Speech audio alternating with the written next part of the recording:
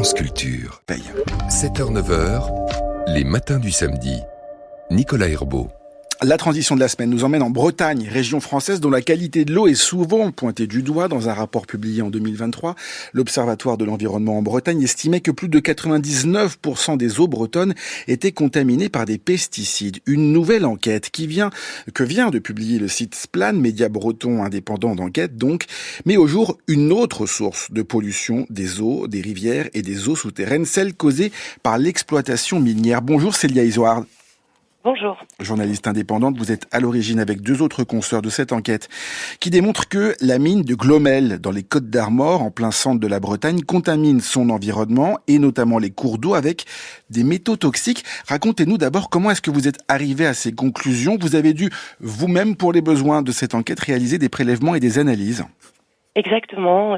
Nous avons mené une campagne de sédiments dans le lit de la rivière en aval de la mine parce que il y avait une grande perplexité autour de ce site. Je comprenais pas du tout comment c'était possible que l'entreprise, donc la multinationale Imerys, qui exploite cette carrière, donc cette mine en fait, d'Andalousie,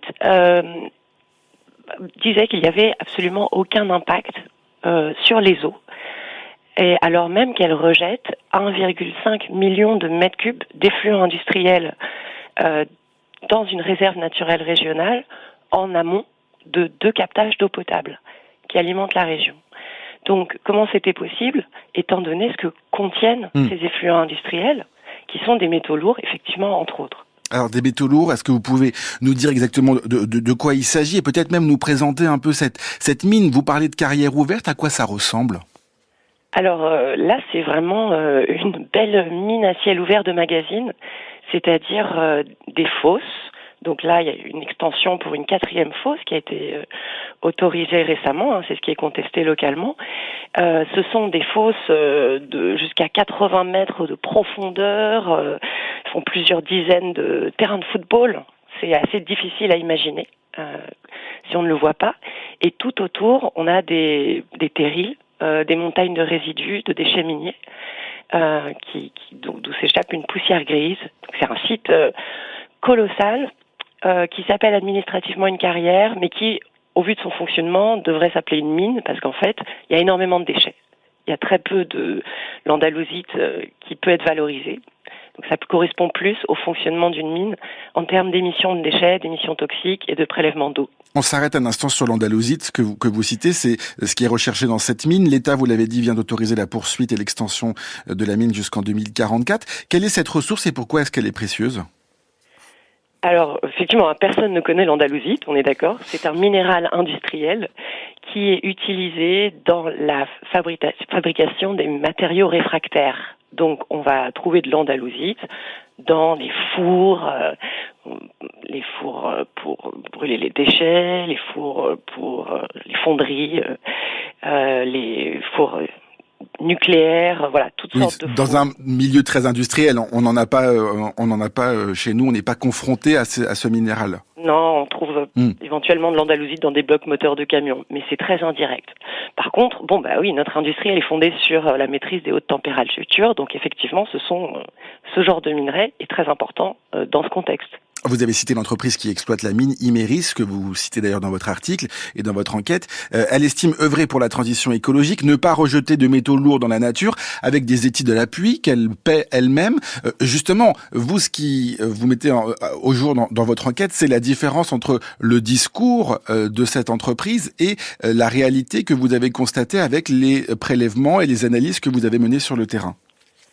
Oui, alors effectivement, Imerys ment sur 2 points qui sont importants. C'est sa consommation d'eau pendant des décennies, puisque cette mine est ouverte depuis les années 70, a menti sur sa consommation d'eau en disant qu'il prélevait 6000 mètres cubes, alors qu'en réalité, elle utilise plus d'1,5 million de mètres cubes par an. Et puis aussi, pas de métaux lourds dans le gisement, pas d'impact, pas de pollution. C'est évidemment totalement faux. Alors il fallait le démontrer, mais c'est très préoccupant parce que cette entreprise est en train d'être en consultation là pour ouvrir une mine de lithium en Auvergne, dans l'Allier, à Échassières. Imerys, cette multinationale fait beaucoup de promesses sur sa bonne gestion des eaux, de ses effluents, dans le cadre d'un projet minier qui est colossal. Quand on parle de métaux lourds, Célia Isoard, de quoi on parle très précisément? On pense au fer, à l'aluminium, qui sont d'ailleurs testés dans les études de l'entreprise. Mais vous avez constaté qu'il y a d'autres contaminants qui sont, vous le dites, bien plus redoutables. De quoi parle-t-on? Alors, par exemple, on parle des rejets en cobalt et en nickel, qui sont deux métaux lourds qui sont cancérigènes, mutagènes, reprotoxiques. Et l'entreprise est autorisée à en rejeter jusqu'à 5,5 kg par jour dans ses effluents. Donc ça, c'est une autorisation préfectorale. Elle a le droit de le faire. Et cette pollution s'accumule dans la réserve naturelle régionale. Également, et ça, l'entreprise n'en a jamais informé la population, elle rejette, en tout cas, on a trouvé dans les sédiments, des taux complètement anormaux en cadmium et en arsenic. Donc deux substances qui sont parmi les plus préoccupantes quand on s'intéresse aux métaux toxiques. Le cadmium et l'arsenic sont des poisons. Alors vous l'avez dit, il y a des zones humides autour, il y a effectivement aussi des sources et des captages d'eau potable. Est-ce qu'on sait aussi quels sont les autres risques sanitaires, notamment pour la population? Est-ce qu'il y a des maladies? Est-ce qu'on a des données sur ces questions-là? Alors, il n'y a pas d'études épidémiologiques, mais ce qui est très préoccupant, c'est les rejets de poussière, qui durent là aussi depuis des décennies. L'entreprise Imerys a garanti à la population que ces poussières ne contenaient que du mica, un petit peu de fer. Elle n'a jamais expliqué ce que contenait cette poussière. Or, quand on épluche les dossiers, on s'aperçoit que cette poussière, en fait, elle contient les mêmes métaux toxiques, puisque c'est les résidus miniers qui partent en poussière. Et donc, la population respire ça depuis des décennies. Il y a des cancers en augmentation, ça inquiète les gens, mais c'est le cas dans beaucoup d'endroits. Sauf que là, effectivement, on m'a signalé une étude de surmortalité sur ce bassin-là, précisément. Et les chercheurs qui avaient mené cette étude il y a quelques années n'avaient pas compris quelle pouvait être la cause de cette surmortalité. Donc, il y a manifestement quelque chose à creuser. Est-ce qu'on connaît la durée de vie de cette pollution, puisque là on parle effectivement des conséquences à court terme en quelque sorte, mais après 2044, que se passera-t-il sur le site? Alors le problème des pollutions minières, c'est qu'elles sont éternelles. Et là, sur le site, en fait, on a des millions de mètres cubes de déchets qui sont entassés, qu'on va pas vraiment pouvoir imperméabiliser, si vous voulez. Et quand l'eau va ruisseler dessus, ça va se transformer en acide sulfurique. C'est un processus naturel qu'on appelle le drainage minier acide. Et ça, c'est un processus qu'on ne peut pas arrêter. Donc, à partir de 2044, il va falloir gérer des quantités d'eau de ruissellement qui vont être acides et qui vont charrier des contaminants métalliques. C'est le plus grand problème qui peut se poser avec un site minier. Et voilà, les générations futures vont avoir ça. Et si la mine s'étend, c'est bien ce qui est contesté, cette gestion va s'étendre. Elle est extrêmement coûteuse.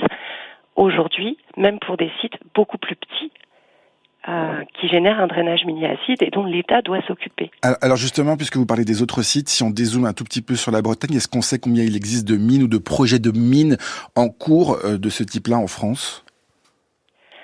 Alors, pour parler des mines, à strictement parler, et non pas des carrières, on a vu apparaître donc énormément de demandes de permis d'exploration. Il y en a à peu près 26 qui sont soit en instance d'instruction, soit autorisées en France métropolitaine. Mais attention, en fait, on a 27 autres en Guyane, par exemple. La métropole n'est pas l'endroit où on en a le plus. En revanche, on en voit apparaître de plus en plus. C'est la politique de relance minière qui consiste à exploiter les gisements tous azimuts pour avoir les métaux, pour produire les batteries, les métaux critiques pour l'armement, les métaux pour le reste de l'industrie. Merci beaucoup Célia Isoard d'avoir été ce matin en direct avec nous, journaliste indépendante. Je renvoie nos auditeurs vers votre enquête sur la mine de Glomel publiée par le média breton d'investigation Splan. Et de vous, on peut également lire La ruée minière au XXIe siècle, enquête sur les métaux de l'ère de la transition, publiée chez Seuil cette année. Merci d'avoir été en direct avec nous, il est 7h15.